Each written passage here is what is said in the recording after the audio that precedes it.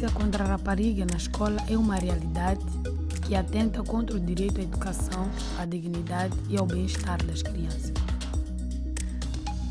As escolas têm se tornado em lugares perigosos para as raparigas. O assédio e a violência sexual manifestam-se a todos os níveis, do primário até ao pré-universitário e universitário. A violência sexual contra a rapariga, sobretudo vindo de quem tem poder sobre ela, tal como o seu professor ou um funcionário da escola, viola as suas fronteiras, o seu direito a dizer não e o sentido do controle do seu corpo e do mundo. Faz-lhe sentir que não tem autonomia para decidir sobre a sua vida e pode arruinar-lhe o futuro. Este é um crime infame que diz respeito a toda a sociedade, que tem o dever de proteger as crianças cujas vozes não costumam ser ouvidas.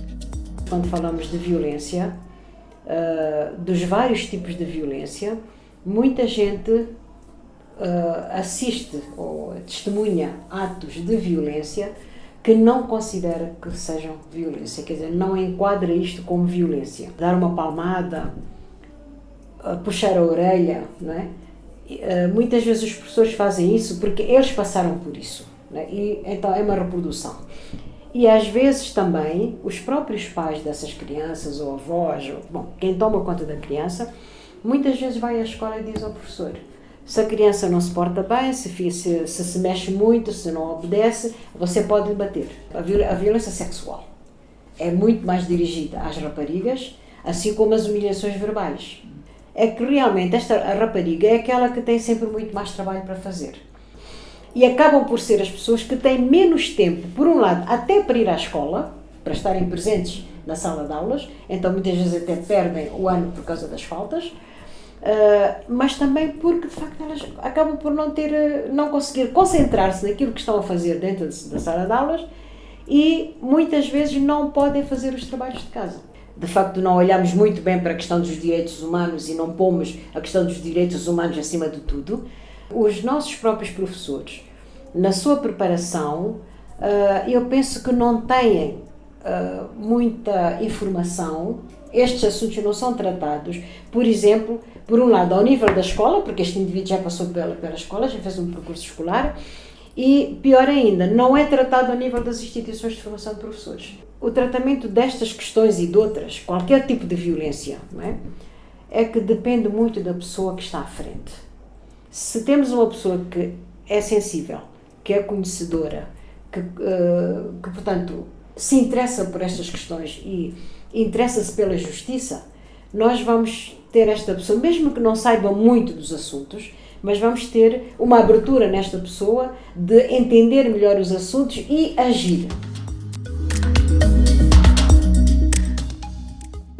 A gestão das escolas tem que merecer uma atenção muito especial, porque tudo isto pode ser minimizado, pode ser até colmatado em muitos casos, se nós tivermos gestores escolares, não é?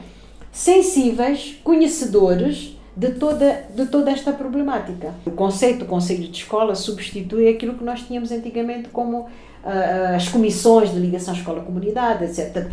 O importante aqui é que houve sempre uma tentativa, já há muitos anos, de fazer esta ligação entre a comunidade e a escola onde ela está inserida.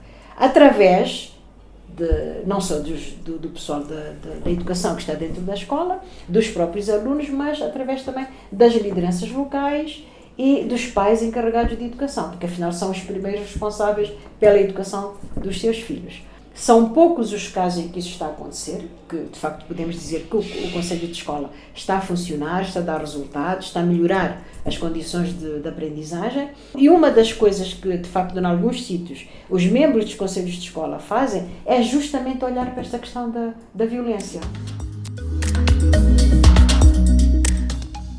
E nós vemos que em lugares onde, por exemplo, algumas ONGs, algumas associações preparadas para isso, estão a trabalhar, estão a fazer a chamada capacitação aos membros dos conselhos de escola, estas coisas estão a melhorar. Tem que ser um trabalho prolongado, permanente, exaustivo, etc., no sentido de as pessoas a pouco e pouco aprenderem, porque realmente é uma aprendizagem que está a ser feita, e saberem qual é o seu papel. E partilharmos isto, divulgarmos isto com boas práticas que qualquer um pode fazer.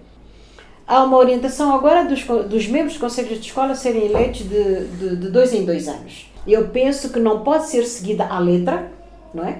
Os que vão fazer a supervisão, a inspeção a nível das escolas, não podem seguir isto à letra, mas devem primeiro conhecer qual é a realidade daquele grupo, daquela escola, daquela comunidade.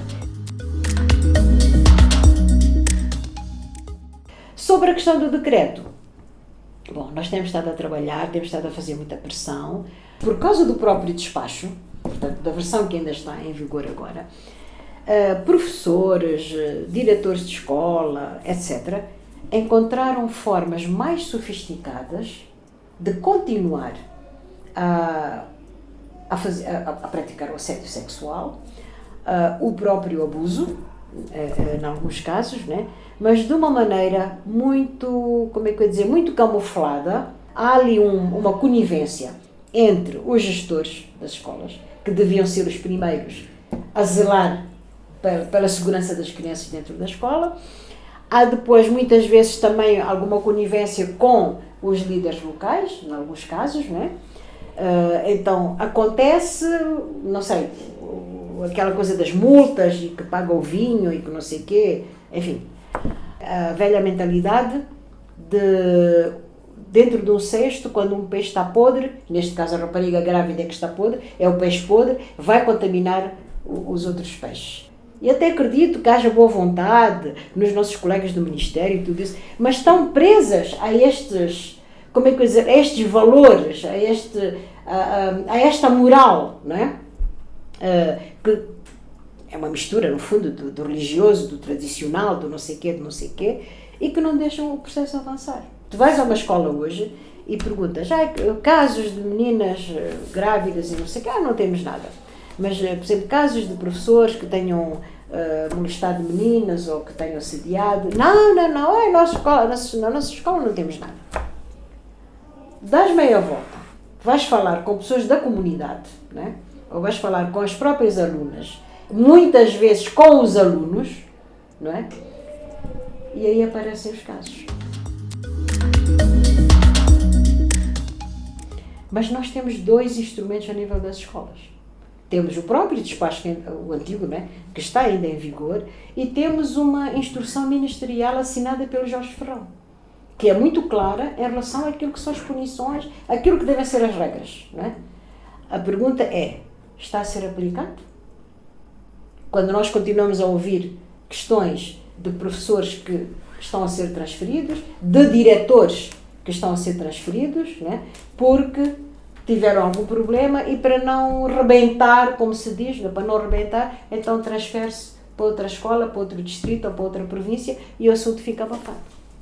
Eu posso dizer que, no fundo, poderá haver um pequeno grupo que realmente está muito preocupado com defender os direitos das raparigas de continuarem na escola, de não serem maltratadas, de não ser exercida esta violência contra elas, mas depois há outro grupo que acho que não se preocupa muito com isso. Estão muito mais preocupados com o parece mal, não é?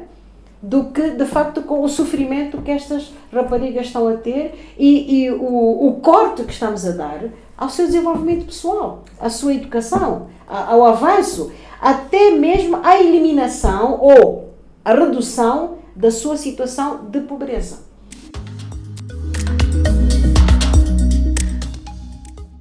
Eu não sei se a educação tem tratado o problema. Durante muito tempo a gente ficou feliz quando finalmente o Ministério da Educação reconheceu que existia o assédio e o abuso sexual na educação e trouxe a campanha Tolerância Zero. Mas o que é feito da tolerância zero? Relatórios que digam foram N denúncias feitas nas escolas secundárias primárias. Das denúncias, quais foram os segmentos? Dos segmentos, como é que a gente tramitou os assuntos, quais foram as decisões, quantos professores suspensos, quantas denúncias não tiveram fundamento, quantos...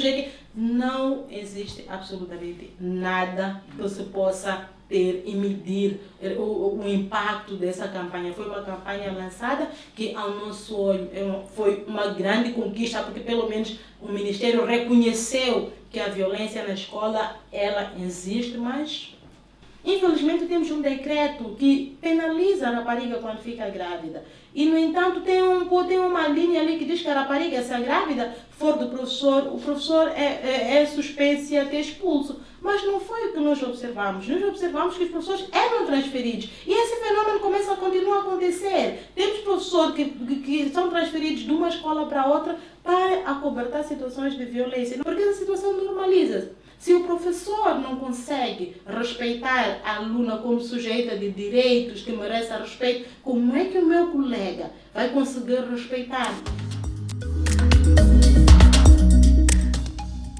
Este decreto é mais uma violência, não é, para a rapariga, né? Já estamos a ver que ela está grávida, uma gravidez indesejada, com todas as consequências que vão advir desta gravidez, e acaba sendo transferida. E muitas delas, nesta transferência, abandonam a escola. Abandonam a escola porque não conseguem vir à escola no período noturno, ou porque a escola fica distante das suas casas, enfim, acabam abandonando a escola. Então, este decreto finalmente está sendo revisto, mas era uma grande violência. E o que acontecia muitas das vezes é que o rapaz que engravidou não era transferido, mas só apenas a rapariga, não é? Quer dizer, é culpabilizar mais esta rapariga por não ter tido informação, não é? Sobre como prevenir, não é? E nunca nos lembramos o que nós como pais, nós como provedores de saúde, nós como professores, o que fizemos para que esta rapariga tivesse acesso à informação, mas só limitamos a culpar a ela, não é? A culpar e a julgar pelo facto dela ter uma gravidez, mas nós lembramos qual é a nossa responsabilidade.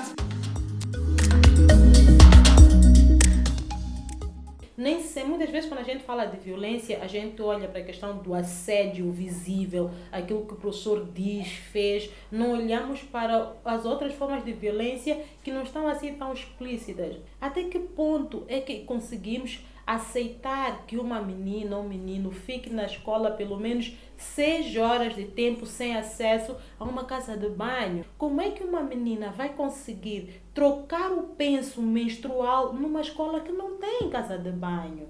É inaceitável que uma menina seja normalizado o fato da aluna estar em casa do professor a fazer limpeza para passar de classe. E são situações que a gente vê ao longo do país. A gente vai para as comunidades, para as localidades. São as alunas que são escaladas para ir varrer em casa dos professores. As violências existem em todos os níveis, de alunos para alunas, de professores para alunos, da própria direção da escola, quando faz a vista grossa e simplesmente mostra às meninas de que elas não têm ninguém que olhe por elas, pela sociedade, quando acusa as meninas por causa dessa. Em nenhum momento a gente tem que começar a procurar desculpas. Nós professores não respeitam as meninas. Os meninos também, na sala de aulas, quando o professor sai, começam já a palpar os rabos, começam a nos assediar verbalmente, qualquer coisa assim só para nos rebaixar. Desde que entrou na secundária, isso é muito comum. Isso é muito comum. Não vou dizer que não há meninas que procuram os professores, mas é muito raro. Muito raro. A maioria das vezes, os professores aqui vêm até nós na última semana de aulas, chegam quando estão a ditar notas e uma rapariga tem uma negativa. No fim ele diz, essa aqui é me procurar. Depois de ditar nota do outro aluno, quando chega numa rapariga com uma negativa, diz, essa aqui me procuraram na sala dos professores ou no gabinete do professor de português, etc, etc. E lá, professores vão falar sobre os trâmites, ou querem dinheiro, ou querem, para ter nota, passarem por ato sexual com eles. Uma das soluções era sensibilizar os rapazes e os professores, e além de sensibilizar, darem palestras nas escolas. Não há palestras nas escolas. Ter um cantinho aberto. O cantinho da minha escola está sempre fechado. Só abrem quando tem uma visita do Estado. Na formação dos professores, mais ética para os professores, não só darem diploma por dar diploma, porque há professores que não são competentes para dar aula. Uma das coisas que provocou a violência sexual e verbal na minha escola é o consumo excessivo de álcool e drogas. Na minha escola, muitos rapazes estão perdidos com drogas e álcool. Uma das coisas que faz com que não há denúncias é porque os professores, os diretores e os funcionários da escola são amigos. E também as caixas de reclamações nós não temos na escola. Há professoras que tentam ajudar, há professoras que, mas se ela quiser ir falar com o diretor para denunciar aquele professor, ela também vai sair danificada naquilo. Por isso que muitas pessoas ficam indecisas, não têm o que fazer. E também nós temos professoras, são poucas, sofrem sim discriminação. Nós temos poucas professoras e mais professoras. Sim, professoras sofrem discriminação sim por serem mulheres. Se fores vítima de violência na escola, não fiques calada, não receies. Fale com tuas amigas, a tua professora ou alguém que tenhas confiança. Pede ajuda para denunciar se estiveres a sofrer de violência. Podes encaminhar a queixa ao diretor de turma, à direção da escola ou alguém com capacidade para intervir. As raparigas têm direito à educação e serem tratadas com respeito e dignidade na escola. Nunca desistas de continuar a estudar e não te cales.